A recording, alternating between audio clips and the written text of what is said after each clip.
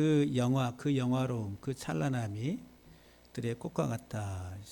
여기 이제 영화라고 하는 말과 꽃은 같은 단어예요. 영화는 동사고 꽃은 명사고. 그래서 이제 그 영화가 할 때 여기 추추랑 꽃이 피다, 빛난다, 번쩍인다 하는 것. 이 추추에서 이 치치 그러면 꽃, 번쩍이는 것 또는 날개를 의미합니다. 그리고 이 치치트 그러면은 술. 이렇게 여러분들 이 여성들 옷 이렇게 레이스 달린 거 이렇게 입으면 끝에 이렇게 옷을 달잖아요. 그 옷을이라고 하는 단어가 이 꽃이 피다라고 하는 요 추추에서 파생된 명사입니다. 아주 중요한 단어예요. 여기에 아주. 그래서 이제 여기 보게 되면은 그의 영화가 그래서 그의 이제 그가 이제 꽃이 핀 거예요. 그 사람의 꽃이 피어난 그 영화라 그래요. 꽃이. 우리가 이제 찬란한 꽃을 피운다 그러잖아요. 그 문화의 꽃을 피우고 그 사람의 삶의 인생의 꽃을 피우는. 그래서 여러분들 저와 여러분들이 이렇게 꽃을 피우는 인생인데 그냥 꽃만 피우고 참 열매를 맺지 못하면은 그냥 시들고 아무 가치가 없이 사라져 버립니다. 그래서 이제 우리가 꽃을 피우고서 꽃으로서 끝나는 게 아니라 꽃의 기능은 반드시 열매를 맺는 거예요. 싹이 나고 꽃이 피고 그리고 꽃이 핀 자리에 열매가 있어요. 근데 열매가 없이 꽃만 폈다가 지는 것은 그게 이제 좋은 게 아니죠. 그래서 이제 이 꽃이라고 하는 것은 이제 그 기능 자체가 열매를 맺는 것인데 우리의 삶이 세상적으로 아주 화려하게 꽃이 피는 이제 그것이 뭐냐면은 우리가 세상에 내가 원하는 것, 그러니까 이제 우리가 일반적으로 사회적으로 우리 부모님들이 우리 자녀들을 양육할 때 출세하라고 그래도 세상에서 좀 잘나라고 잘 나가고 돈도 잘 벌고 사람들한테 존경도 받고 이제 이런 세상적 가치에 있어서 이 땅에서 잘 되고 그리고 잘 사는 자식 만들려고 그렇게 애를 써서 온갖 지원을 다 해주지요. 그런데 이런 세상의 것은 성경이 사도 바울이 말하기를 다 헛된 것이라 전도서에서도 말하고 배설물과 같은 것이다라고 그래요. 아무리 세상 부귀 영화 내가 화려한 인생의 꽃을 피웠다 하더라도 그것은 허무한 것이다라고 하는 거예요. 그런데 이제 우리가 이 꽃을 피워서 그리고 마지막 열매를 맺어야 되는데 그 열매는 성경에서 말하는 예수 그리스도라고 하는 거예요. 저와 여러분들이 화려한 꽃을 피우고 열매 맺어야 될 것은 예수 그리스도. 내 인생의 찬란함, 꽃의 마지막 결과 열매는 예수 그리스도. 그러니까 내가 가장 화려하게 그리고 찬란하게 꽃이 피는 것은 그리스도 안에서 그리스도가 내 삶을 통해 드러날 때 그 사람은 가장 찬란한 거예요. 바울이 그렇게 고백하잖아요. 내가 이제는 살아도 주를 위해 죽어도 주를 위해 사나 죽으나 내 안에 그리스도를 위해 내가 산다라고 그래요. 그러니까는 내 안에 나를 통해서 예수 그리스도가 이렇게 꽃 피어서 그 다음에 열매 맺는 것, 그것이 이제 저와 여러분들의 삶의 가장 찬란한 꽃이 피고 열매 맺는 삶이다라고 하는 거예요. 그런데 그 열매가 없으면은 다 허망한 것이다라고 하는 거예요. 그냥 한번 피었다가 지는 꽃과 같은 인생들이다라고 하는 거예요. 남는 게 없다라고 하는 거죠. 그래서 이제 오늘 여기 오후에 이 꽃에 대해서 잠시 말씀을 드리려고 합니다. 우리가 이제 그 성경에 오전에도 여러분에게 말씀을 드렸습니다만은 그 풀이나 꽃은 부정적인 의미로 잠시 있다가 사라지는 것. 허무한 것에 대해서 그렇게 설명을 합니다. 그래서 욥기서 14장 2절에 보면은 그는 꽃과 같이 자라나서 시들며 그림자같이 지나가며 머물지 아니한다. 그래서 잠시 꽃이 피었다가 여러분들 그 우리가 나무에 꽃이 피는 거 이렇게 보면은 봄에 이렇게 아카시아 꽃이 이렇게 만발하잖아요.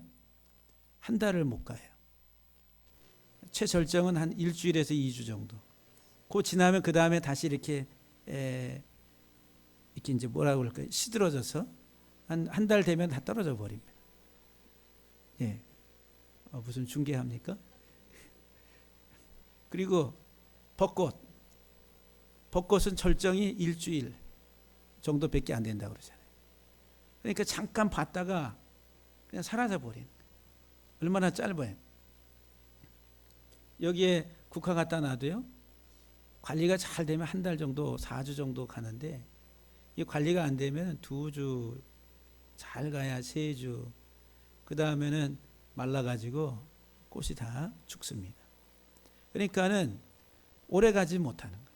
꽃이라고 하는 것 자체가 화려하고 아름답지만은 오래 가지 못한다. 이게 이제 부정적인 의미에 있어서 잠깐 있다가 사라져 버린다라고 하는 개념으로 풀이나 또는 이 꽃에 대해서 성경이 우리에게 말씀하고 있어요.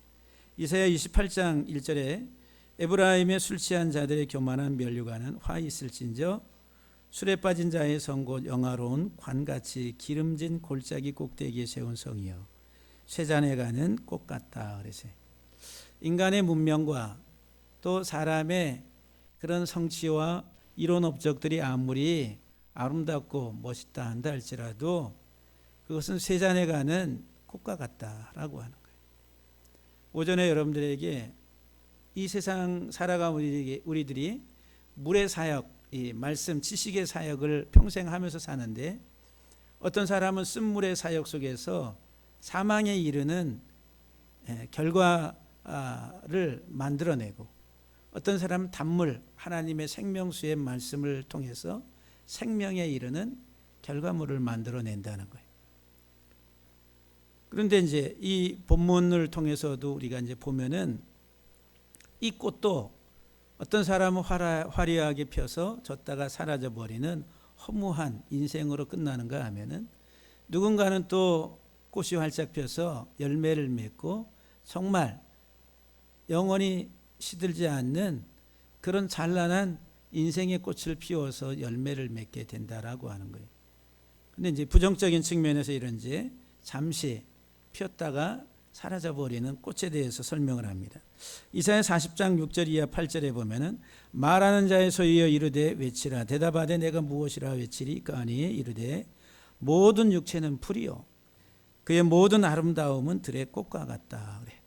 육체가 풀이고 그리고 그들의 모든 아름다움, 이 아름다움은 들의 꽃과 같다. 풀은 마르고 꽃이 시들면 여호와의 기운이 그 위에 불미라. 그래서 기운이라고 하는 것은 루아흐 영입니다. 영. 이것은 루아흐 영인데 이 다른 말로 말하면 성령, 하나님의 성령, 말씀이래 말씀. 그러니까는 인간 이 세상의 인간적 삶의 아름다움과 그리고 그 좋은 업적 이 모든 것들이 하나님의 말씀이 지나가면은 다 심판 안에서 사라져 버린다는 거예요. 영원하지 않습니다. 이런 것들은 인간적인. 그러니까는 하나님 없이 그리스도 없이 살아가는 인생의 아름다운 꽃과 찬란한 어떤 업적이라 한다 할지라도 그런 것들은 아무것도 아니에요. 그냥 다 사라질 것들이다라고 하는 거예요. 그런데 이제 이 하나님께서 이제 이 꽃이라고 꽃을 핀다라고 하는 이 말씀을 통해 가지고 우리에게 영적인 하나의 그 의미를 주시려고 하는 게 있어요. 이 세 문자를 보게 되면은 추츠라고 하는 꽃이 핀다라고 하는 이 단어의 치치 꽃이라고 하는 술이라고 하는 명사가 파생됐는데 앞에 두 문자가 차바 그러면은 이게 명령하다, 부과하다, 지정하다 그래. 그래서 이제 여호와의 명령 할 때에 이 차브라고 하는 또는 미츠바 또는 미츠보트라고 하는 단어가 명사가 이 차바에서 파생됩니다. 그러니까 이 차바라고 하는 이 단어를 보게 되면 이 차바 속에서 이 명령 법령이라고 하는 차부가 또는 이정표 편말이라고 하는 치은이라고 하는 단어.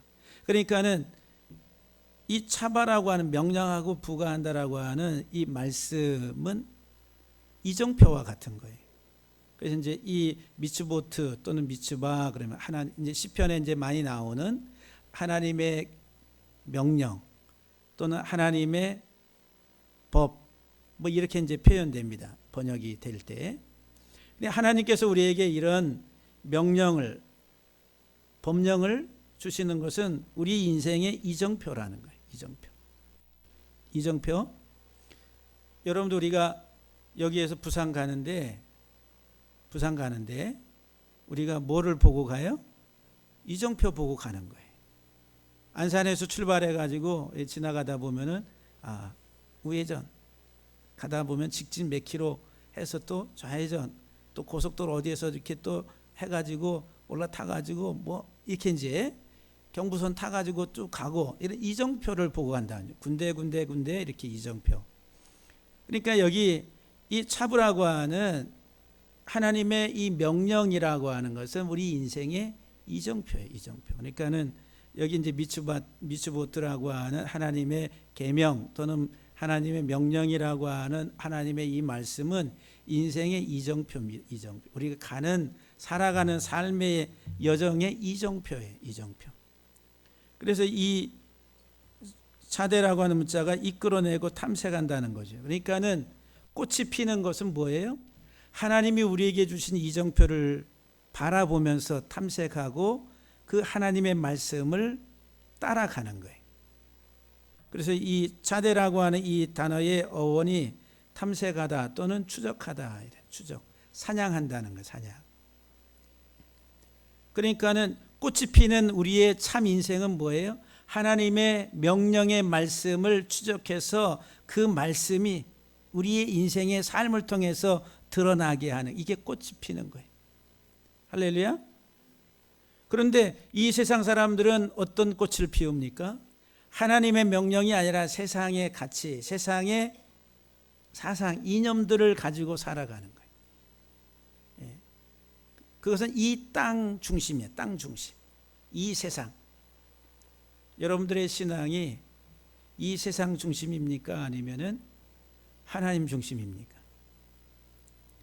이 땅 중심은 자기 중심이에요. 자기 중심. 나 중심. 그런데 하나님 중심은 나 중심이 아니라는 거예요.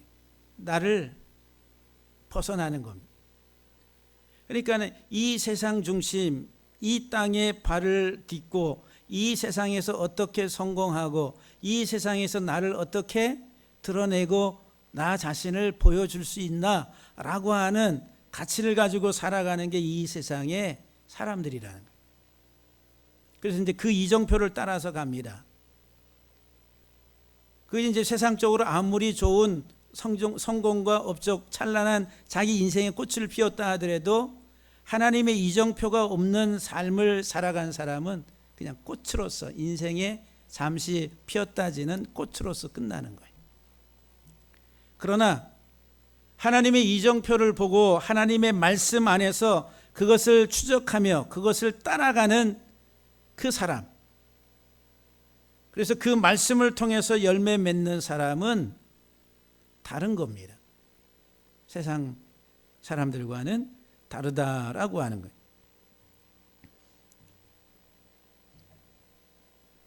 그래서 이제 그 성경에 보게 되면은 출애굽기 28장 36절에 너는 또 순금으로 패를 만들어 도장을 새기는 법으로 그 위에 새기되 여호와께 성결이라 하고 이 말씀 많이 보셨죠?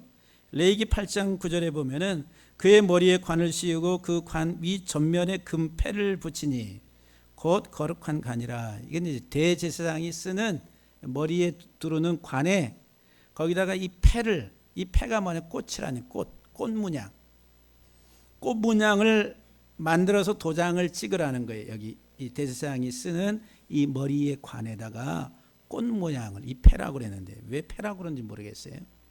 꽃인데. 그래서 이 꽃을 새겨가지고 여기 찍어가지고 꽃 문양을 만들라는 거예요. 그리고 거기에다가 여호와께 성결이라고 하는 거예요. 여호와께 성결이라고 쓰라고 그렇게 말합니다. 그러면은 이 꽃이라고 하는 것이 이 제사장 대제사장의 머리에 관한 이 두루는 이 관에 꽃 문양이 새겨졌다라고 하는 것은 이 대제사장 또는 제사장은 하나님의 말씀을 추적하는 자들이고 그 말씀을 이끌어내는 자들이라는 거예요. 너무 그 이스라엘로 꽃 피우게 하는 사람들인데 그 어떻게 여호와의 이정표의 하나님의 말씀을 통해 가지고 이스라엘 민족이 하나님 택한 백성이 그 말씀 안에서 꽃 피우도록 해야 될 사명이 있는 거예요. 제가 만약에 구약의 제사장으로서 여기에 서 있다라고 한다면은 여기다가 머리에다 관을 썼어요. 근데 그 관에 그림이 뭐가 찍혀 있어요? 꽃이 찍혀 있다는 거예요. 여호와께 성결이라.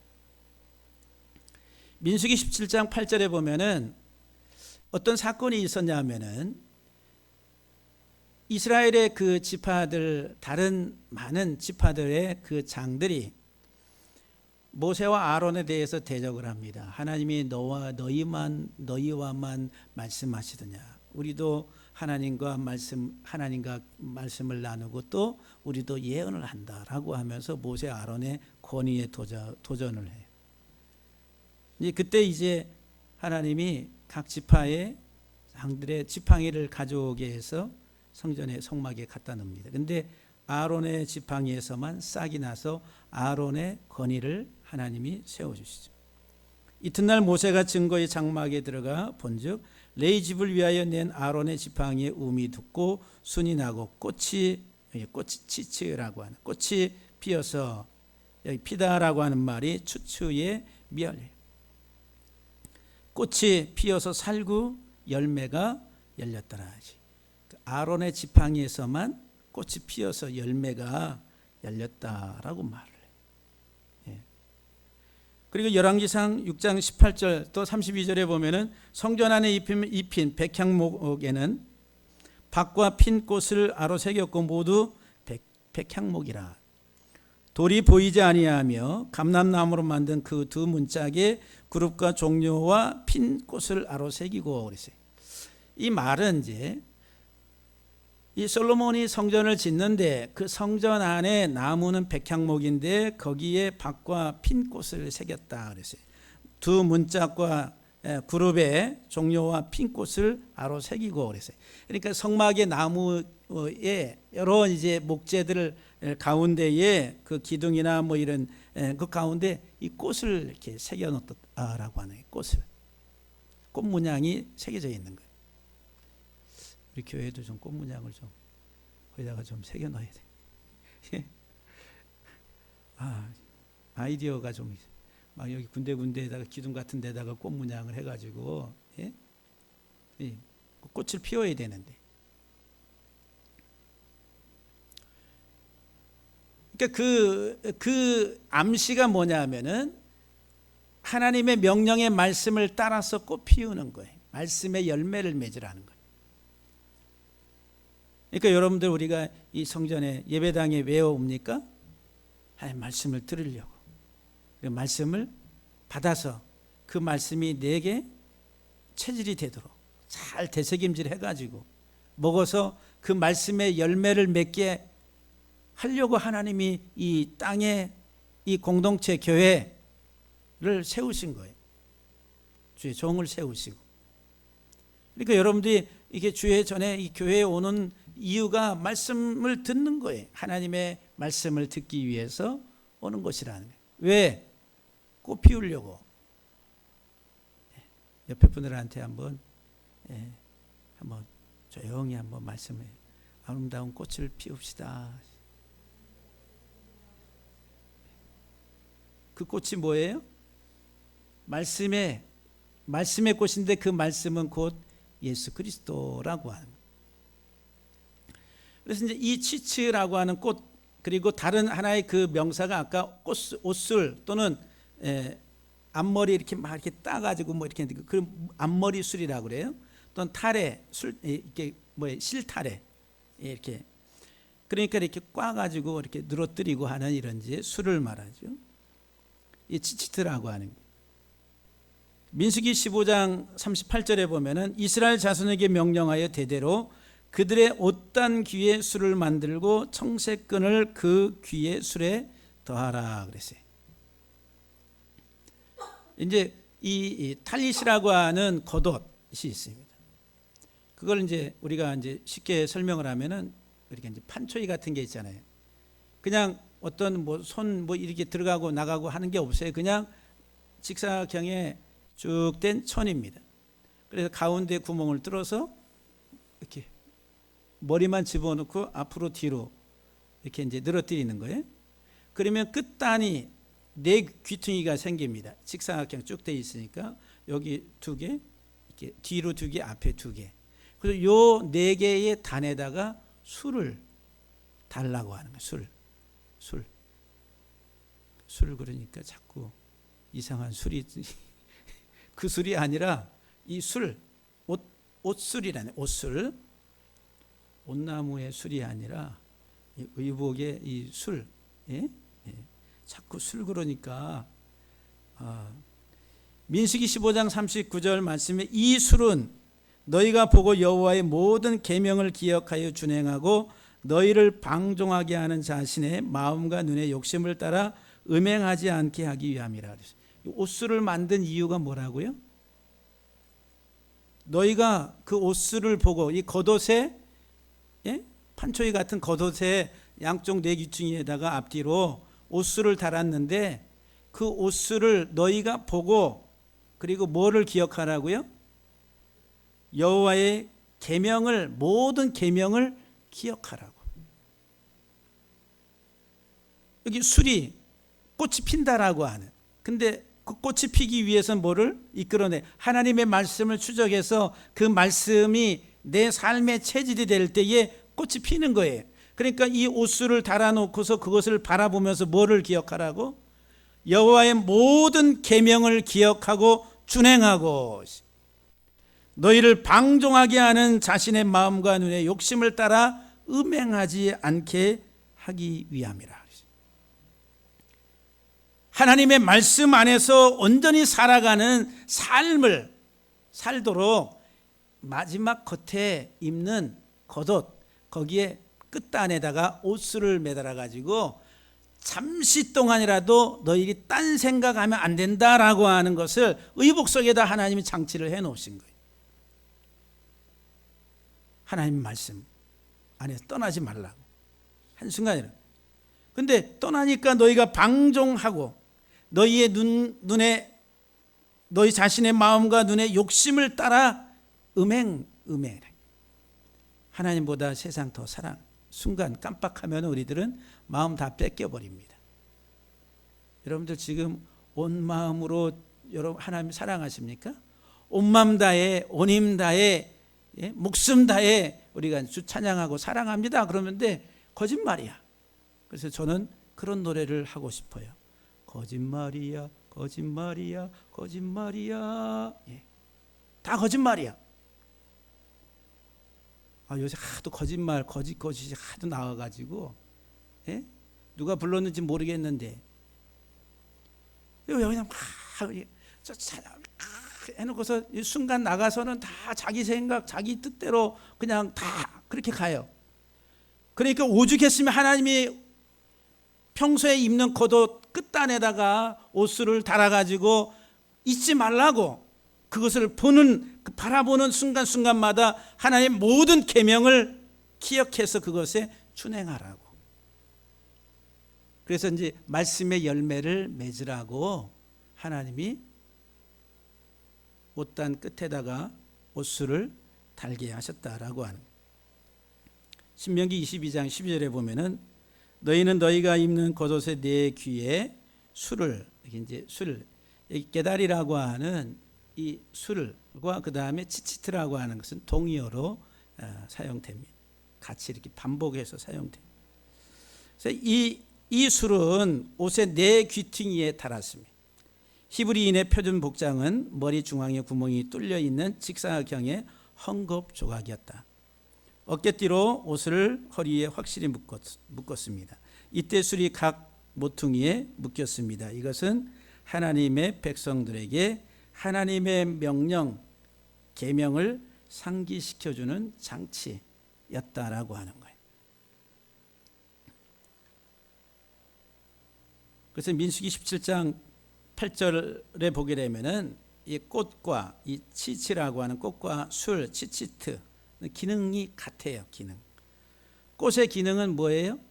마지막 나무로 열매 맺게 하는 것. 마찬가지로 이 술, 치치트의 기능도 사람으로 열매 맺게 하는 것인데 그 열매는 뭐냐? 하나님의 말씀의 열매라는 거예요. 하나님의 가르침들과 계명들을 바라보고 기억해서 삶으로 열매 맺으라는 거예요. 치치트. 예루살렘을 한번 갔다 와야 될 것 같아요. 가서 탈리트, 지금은 이제 조그만하게 기도쇼리라고 그래요.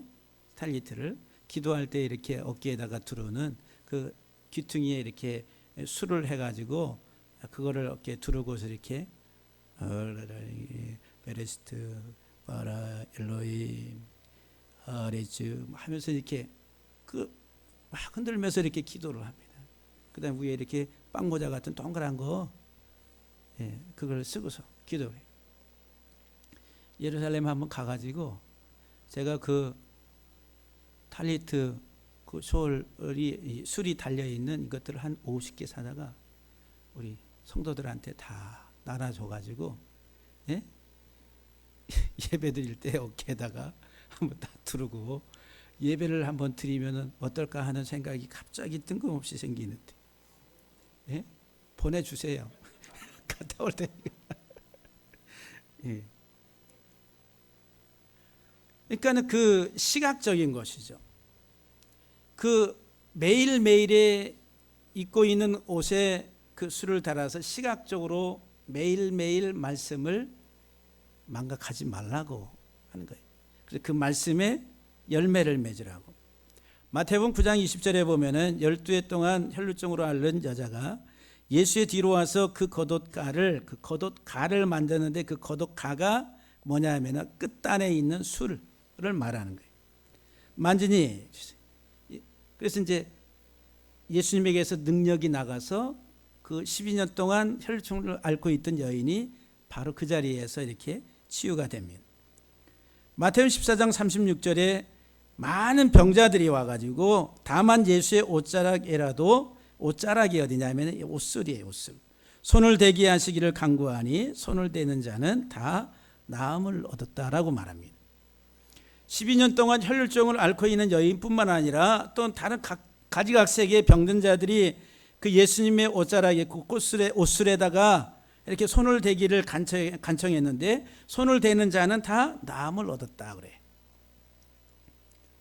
그러면은 이제 그 마태복음이나 이제 거기 혈루증을 앓고 있는 여인의 그 치유의 사건을 보게 되면 예수님에게서 능력이 나갔다. 이렇게 단순히 그 옷자락 자체가 능력이 있는 것이 아니라 그 예수님에게서 능력이 나갔다라고 기록합니다. 그리고 혈루증을 앓는 여인과 병자들은 예수님의 이 치치트를 만지면은 곧 치유될 것을 이렇게 믿었습니다. 왜 그 옷자락 끝에 있는 그 옷술을 갖다가 만지면은 어떤 선지자나 아니면 그들이 존경하는 어떤 정말 그 좋은 사람들의 선한 사람들의 옷자락을 만들면은 치유될 것을 그들이 믿었다는 거예요. 일반 이제 내려오는 전통적 신앙 속에서도 그것이 계속되어 왔습니다. 그래서 말라기서 4장 2절에 보면은 내 이름을 경외하는 너희에게는 공의로운 해가, 태양이 떠올라서 그런데 여기 해라고 하는 단어가 쉐메시라고 하는 거예요. 히브리 말로 쉐메시. 근데 그 옆에 있는 샤마시, 그러면 이거 아람어예요. 아람어로는 똑같아. 문자는 세 문자가 똑같은데 아람어는 종이라, 종. 그리고 공의로운 해가 떠올라서 그래서 이제 이 주석가들이 여기에서 주석하기를 공의로운 해, 의로운 해, 의로운 태양 또는 다르게 직역을 하면은 의로운 종이라는 얘기죠. 종. 그 예수 그리스도는 이 세상의 종으로 우리를 대신해서 십자가의 죽임을 당하시는 종으로 오셨어요. 그런데 그 예수 그리스도가 고난 당하심으로 우리가 치유를 얻게 돼. 이사야서 53장에서 이사야 선지자가 예언을 했잖아요. 그래서 이제 의로운 종이 떠올라서 치료하는 광선을, 이 광선은 없어요. 그냥 치료입니다. 치료. 그 비추리니 이 말을 직역하면 의의 날개들 안에 있는 치료라. 의의 날개들. 여기 이제 비춘다 이 말이 날개의 날개. 카나프라고 하는 끝단이에요. 끝단. 옷자락 저 끝단을 말하는 거예요. 그 끝단에는 뭐가 있어요? 술이 있어요. 술. 하나님의 말씀을 기억하게 하는 술. 근데 그 안에 치료가 있다라고 이 말라기 4장이죠. 그 옷의 끝단 그 날개 안에 치료가 있다. 그러니까 이스라엘 백성들이 이 말라기 선지자의 이 말씀을 따라 가지고 하나님의 선지자들, 하나님의 참 종들의 그 옷자락을 만지면 치유를 받는다라고 하는 신앙을 갖게 됐다는 거죠. 그런데 이 말라기 선지자가 예언한 것은 예수 그리스도를 예언한 거예요. 예수 그리스도. 그래서 이제 이 혈루증을 앓고 있는 여인이 예수님의 옷자락을 만진 것은 궁극적으로 당신만이 참된 나의 치료자이신 것을, 참 메시아, 나의 구원자, 나의 모든 질병을 치료하시는 치료자이신 것을 내가 믿습니다라고 하면서 거기에 옷자락을 잡은 거예요. 그런데 그 술을 붙잡았는데 그 술을 만들 때에 어떻게 만드냐 하면은 하나의 술을 만들 때 네 가닥의 실로 구성을 합니다. 네 가닥의 실로 구성을 하는데 그 중에 하나는 길게 내립니다. 그래서 그 긴 하나의 실을 가리켜서 샤마시라 그래요. 아까 샤마시가 뭐라고요? 아람어로 종이라 그래요. 종. 고난받는 종. 그러니까 예수 그리스도를 상징한다라고 하는 거예요. 이 네 가닥의 실을 접으면 8가닥이 됩니다. 그래서 매듭을 4개의 매듭을 만들어요. 그러면 이 5개가 칸이 생깁니다. 그래서 이제 4개의 매듭을 만들 때에 첫 번째 매듭을 만들 때에는 7번을 돌리고, 두 번째 매듭을 만들 때에는 8번 돌리고, 세 번째 매듭을 만들 때는 11번 돌리고, 네 번째 매듭을 만들 때는 13번 돌려서 매듭을 묶었어요. 그래서 이제 이 4개의 매듭으로 모두 5마디가 생깁니다. 5마디. 그런데 이 4개의 매듭을 만드는데 이 총 돌린 수가 39번 들어요. 39번. 39. 근데 이 39라고 하는 숫자가 이제 성경을 해석하는 해석법에 있어서 문자의 숫값으로 해석하는 해석법을 가리켜서 게마트리아라고 그래요. 그래서 이제 신명기 6장 4절에 보면은 여호와 하나님은 한 분이신 하나님이시다라고 이렇게. 너희는 마음을 다하고 목숨과 힘을 다하여 주 하나님을 사랑하라. 그는 한 분이신 여호와라. 이랬어요. 에하드 예호바. 에하드 예호바. 그래서 에하드 예호바라고 하는 문자의 숫값을 다 더하면은 39예요. 39. 하나님이라뇨. 하나님. 그러니까 이 술 자체가 상징하는 게 여호와 한 분이신 여호와를 상징한다는 거예요. 그리고 또 여기 이 치치트라고 하는 요 치치트 자체가 숫값이 400입니다. 400. 600. 600인데 요 하나 둘 셋인데 5개의 문자 값을 다 합치면은 600인데 여기에 5마디와 그 다음에 5마디와 8을 더하면은 13이 돼. 13. 8가닥에. 예?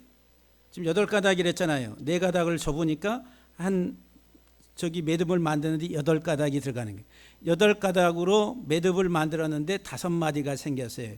그래서 8과 5를 더하면 13이고 그 다음에 치치트에 600 숫값을 더하면 613이에요. 그래서 그 랍비가 이 술은 구약의 모든 하라 하지 말라라고 하는 하나님의 계명의 수가 613가지라는 거예요. 613가지. 하라고 하는 것, 하지 말라고 하는 것. 하지 말라 365, 248 하라. 248은 인간의 뼈마디 수, 그리고 365는 혈관 수, 그리고 365는 1년 365일. 그러니까 우리 인생은 하나님의 계명의 말씀으로 우리는 1년 365일 그 말씀을 먹고 삶으로 인해서 그것이 뼈가 되고 혈관이 피가 돼서 살아야 되는 존재라는. 그러니까 지금 치치트라고 하는 이 옷단술, 이것은 말씀을 기억해서 그 말씀을 통해 뭐를 맺으라고? 열매 맺으라고. 그게 이제 찬란하게 꽃피워서 열매 맺어야 될 우리 인생에 썩지 아니할 우리의 삶이다라고 하는 거예요. 너무너무 중요합니다. 사랑하는 성도 여러분들, 여러분들이 얼마나 말씀을 소중하게, 금보다 더 귀하다고, 정말 금보다 귀하게 여러분 생각하세요? 하나님의 말씀이 금보다 더 귀하고 그리고 송이꿀보다 더 달게 얼마만큼 여러분들이 그렇게 느껴지세요? 저는 정말 너무 달고 너무 맛있고 너무너무 좋은 거예요. 그래서 어떨 때는 껑충껑충 뜁니다. 말씀을 이렇게 보다 보면. 그러니까 이 속에 수수께끼 같은 하나님의 말씀이 얼마나 풍성하게 이렇게 감춰져 있는지 몰라요. 이 말씀을 통해서 저와 여러분들이 정말 오직 예수. 지금 제가 여러분들에게 한 단어 한 문구를 가지고 설명하지만은 다 누구로 결론이 돼요? 예수 그리스도로 결론이 돼요. 풀도 꽃도 다 예수 그리스도로 떨어지는 거예요. 그리스도 아니면 안 되는 거예요. 열매, 마지막 열매가 뭐예요? 예수 그리스도라. 그러니까 사랑하는 성도 여러분들, 인생의 헛된 그러한 풀 또는 꽃이 아니라 하나님 보시기에 하나님이 원하시는 참된 풀과 꽃의 그러나 열매를 다 맺을 수 있는 우리 모두가 되기를 주의 이름으로 간절히 축복합니다. 기도하시겠어요.